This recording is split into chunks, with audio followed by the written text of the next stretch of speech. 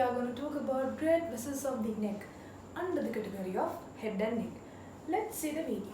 In this video, I'm going to talk about three major arteries named as common carotid artery, external carotid artery and internal carotid artery, and one major vein named as internal jugular vein, and also lymph drainage of the neck. Common carotid artery. On the left side, it directly arises from the arch of aorta, lies in front of subclavian artery up to the sternoclavicular joint. At first in front and then left side of the trachea. Its lateral relations are left lung, its pleura, the vagus nerve and the phrenic nerve. On the right side, the brachiocephalic trunk bifurcates behind the sternoclavicular joint into common carotid and subclavian arteries. The common carotid artery gives no branches up to its bifurcation. It usually bifurcates at the level of upper border of lamina of the thyroid cartilage.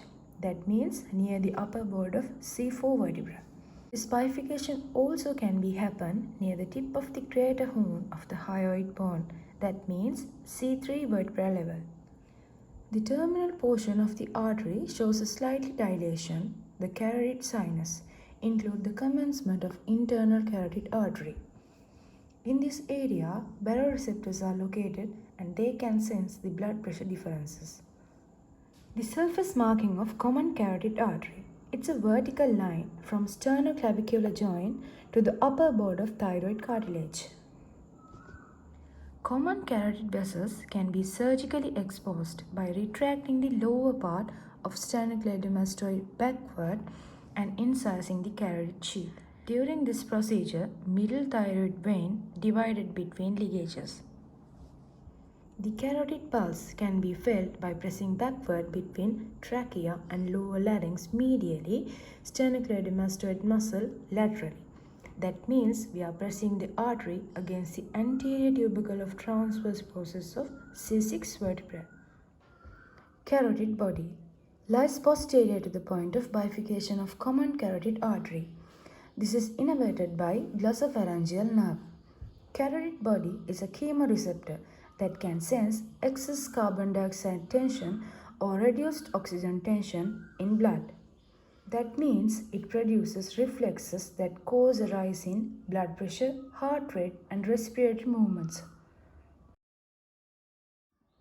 So let's talk about clinically related problems regarding common carotid artery. Ligation of the common carotid artery may be performed for intracranial aneurysm arising on the internal carotid artery. This is effective because it lowers the blood flow through the aneurysm. Adequate blood supply to the affected side of the brain is supplied by free communication between the branches of external carotid arteries on each side.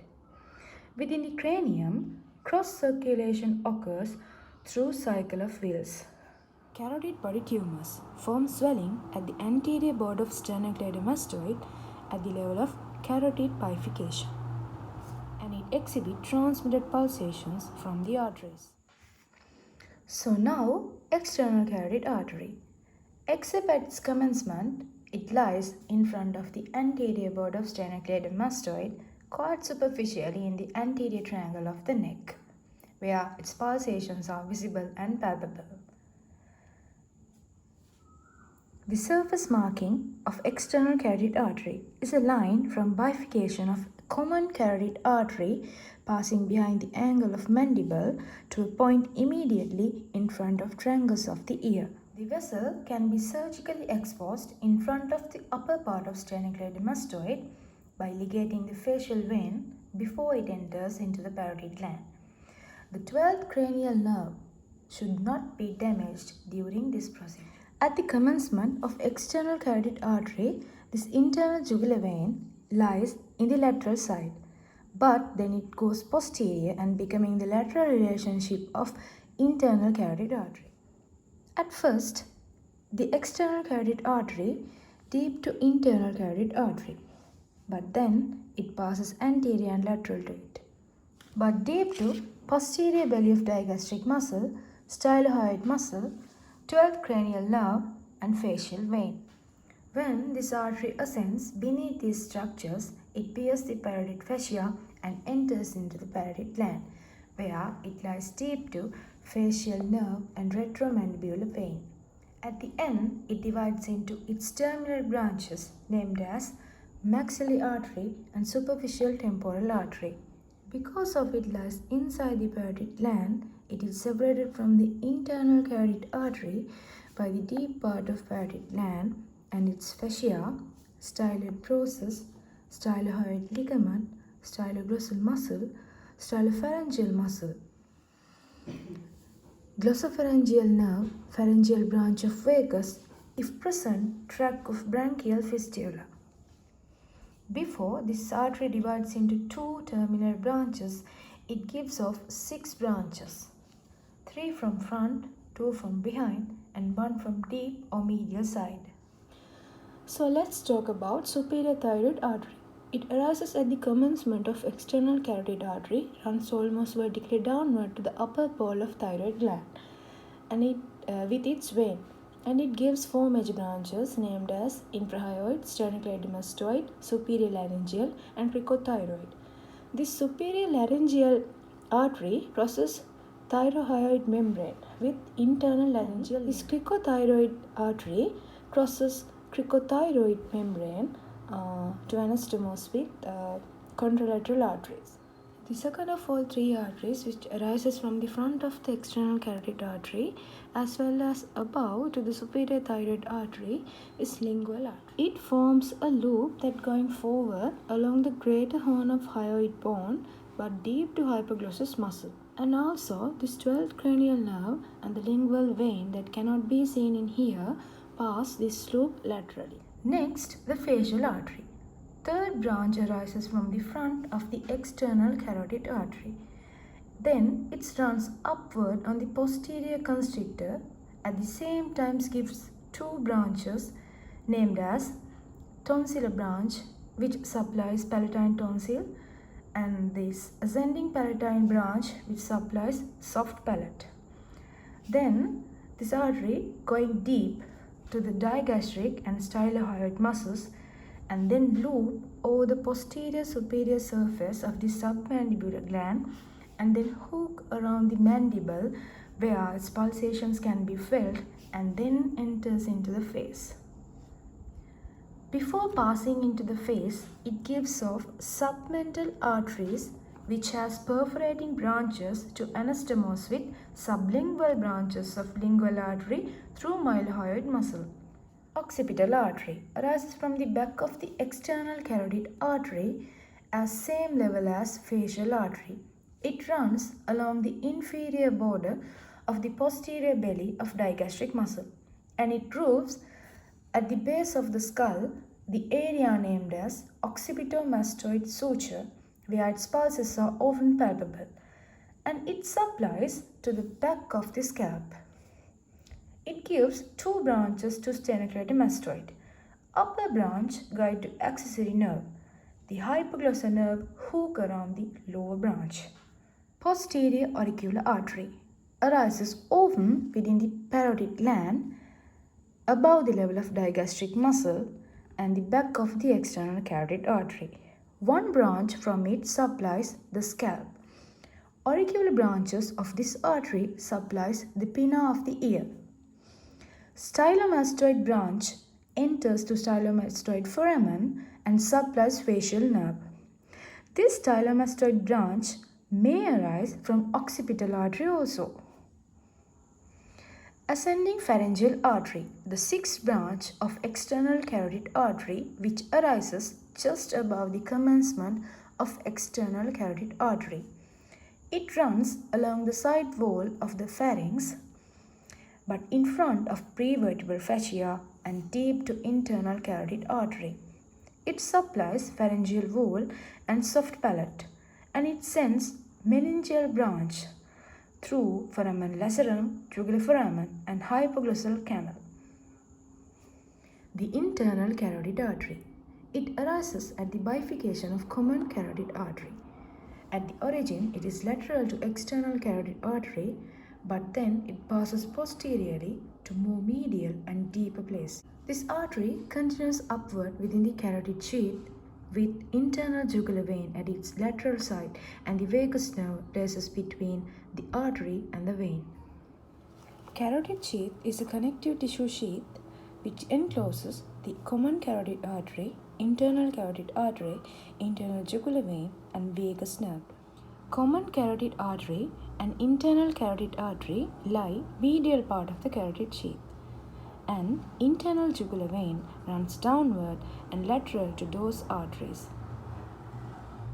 The vagus nerve runs deeply in between two vessels, and also sympathetic trunk runs behind the artery and outside the carotid sheath. Ansa cervicalis embedded within the anterior wall of carotid sheath, classified as one of the content of it. The thyroid gland overlaps the sheath anterior-medially. Inferior thyroid artery crosses from the thyrocervical trunk, goes to the gland behind this sheath. Infrahyoid muscle and sternocleidomastoid overlap the sympathetic trunk superficially. Medial to the sheath, esophagus and trachea can be, and higher up level, the larynx and pharynx will be there. At a higher level, it is crossed by posterior belly of digastric muscle, stylohyoid muscle, posterior auricular artery, and structures that separate it from external carotid artery, such as styloid process. Muscles attached to it. It has no branches and passes up beside the pharynx and also with ascending pharyngeal artery medial to it. Then it enters into the carotid canal at the base of the skull. The intracranial course of this artery may be done with another video. Superficial to its origin, it is crossed by lingual vein, facial vein, occipital artery, and hypoglossal nerve. Behind the internal carotid artery in the neck, the sympathetic trunk runs outside the carotid sheath, and also pharyngeal veins, superior laryngeal branch of the vagus, are also run behind the internal carotid artery. Surface marking of internal carotid artery in the neck. It's a line from bifurcation of common carotid artery to the head of the mandible. Internal carotid artery can be exposed in the neck by making incision along the anterior border of sternocleidomastoid. The muscle is retracted downward, and also the facial and lingual veins should be divided between ligages. And also carotid sheath should be incised to reach the artery. The hypoglossal nerve must be safeguarded during this procedure. Internal jugular vein. The central venous catheterization is mainly done with this vein. First of all, let's see the anatomy of this vein. Internal jugular vein origins at the posterior compartment of the jugular foramen as jugular bulb as the continuation of the sigmoid sinus. It ends at the sternal end of the clavicle with joining subclavian vein and form brachiocephalic vein. Surface marking of this vein is a line going downward from lobule of the ear to the sternal end of clavicle between two heads of sternocleidomastoid. Let's discuss about the anatomically related structures to this vein. As vein passes down, first it stays lateral to the internal carotid artery and also lie in front to the transverse process of atlas and crossed by accessory nerve posteriorly. And then it stays lateral to common carotid artery but always inside the carotid sheath throughout this course. The lower part of this vein going down on the sternocleidomastoid muscle. Ansa cervicalis lies in front of internal jugular vein and gives branches to infrahyoid muscles. But inferior root of ansa cervicalis, which made with anterior rami of C2 and C3, formed a spiral from behind around the vein to join with superior root over the lower part of the vein. Sometimes inferior root of ansa cervicalis passes front between internal jugular vein and internal carotid artery without making a loop. The tributaries of this vein are inferior petrosal sinus as the first tributary joining with this vein at the back of the skull. Pharyngeal venous plexus, common facial vein, lingual vein, superior and middle thyroid vein are the other tributaries. But lingual vein and superior thyroid vein may join with the facial vein, and other variations are also possible. At the starting point and end point of this vein is slightly dilated and called as superior and inferior bulbs. At the inferior bulb, some parts of valve can be seen. Deep cervical lymph nodes lies close to the vein throughout its course, and if there is any malignant or inflammatory disease, these lymph nodes become intensely adherent to the vein. Let's discuss about the posterior relationships. The cervical plexus lying on levator scapulae and scapes medius, and the phrenic nerve lies on scapes anterior. At the level of C7, thoracic duct can be seen behind the left vein. What are the clinically important occasions that are related to this vein? Let's see. If a patient resting at 45-degree angle, the jugular venous pulse should be visible just above the clavicle. The jugular venous pulses is a guide to jugular venous pressure, which is same as right atrial or central venous pressure. The central venous catheterization is used to allow rapid blood replacement or for long-term intravenous parenteral nutrition. The internal jugular vein can be cannulated by direct puncture in the triangular gap between sternal and clavicular head of sternocleidomastoid immediately above the clavicle. The needle is inserted near the apex of above mentioned triangle at the angle of 30 to 40 degree to the skin surface and to 4 to 5 cm depth. As for the much more protective procedure, this inserted caudally towards the anterior end of first rib behind the clavicle. A reflux of blood confirms the venipuncture. The most common complication that can be happen during this procedure is formation of hematoma, but also common carotid artery punch, vagus nerve injury, pneumothorax due to pleural perforation also can be happen. Hypoglossal nerve is always related to previously mentioned internal carotid artery, external carotid artery, and to the internal jugular vein. So let's summarize the course of this nerve around these arteries and vein. The uppermost part of hypoglossal nerve in the neck emerges between internal carotid artery and internal jugular vein deep to posterior belly of digastric. It is hooking around the occipital artery, which is run laterally but in front of this nerve. It curves forward lateral to internal and external carotids and then make a loop near the lingual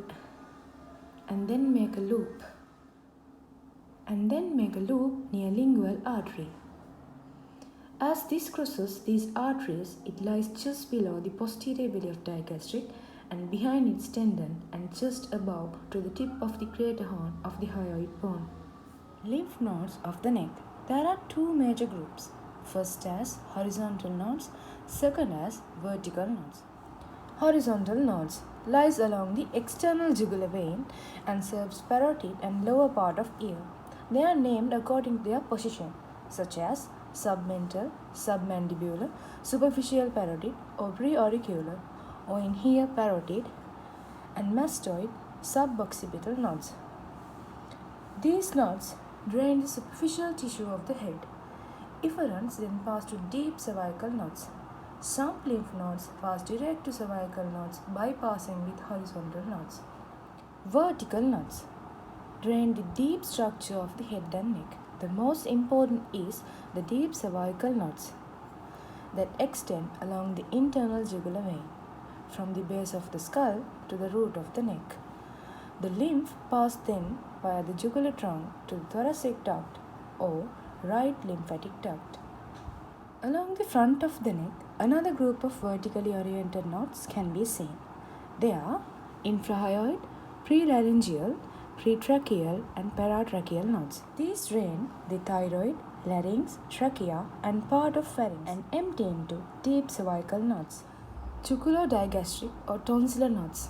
As in here, a constant lymph nodes lies at the junction of the internal jugular and common facial veins become enlarged to tonsillitis. Tuberculosis disease usually involves the upper part of deep cervical chain. These affected nodes adhere very firmly to the internal jugular vein. So during excision of those nodes can be damage to this vein. Block dissection of the neck is the removal of lymph nodes from anterior and posterior triangles of the neck.